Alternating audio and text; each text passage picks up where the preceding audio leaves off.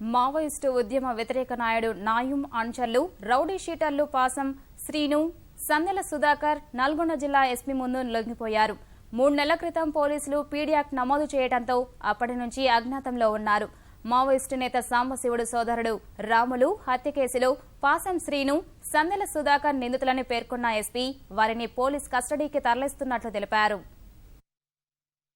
కేసులో ఏం పెట్టి తెలియదన్న మాకు 12 ఏం లేదన్న మాకు పరిచయం.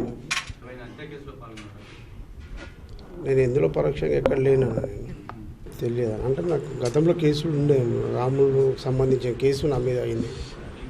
కోనపూర్ రాములు దాంట్లో నా మీద పెట్టిరు కేసు. మహారాష్ట్ర నాగపూర్లో ట్రీట్మెంట్ తీసుకున్నాను. పాజం సింగ్ మా బావగారు కాబట్టి మా బావ వాళ్ళ ఇంటికి నేను పోతా కాబట్టి తను మా ఇంటికి వస్తాడు కాబట్టి కావాల్సుకొని నా మీద ఇలా పీడీ యాక్ట్ పెట్టడం జరిగింది. ఎందుకంటే ఒక దళిత లీడర్గా ఇలా బుగిర్లా మేము ఎదుగుతుంటే కొంతమంది ఓర్వలేక ఇలా ఈ కేసు పెట్టేయడం జరిగింది.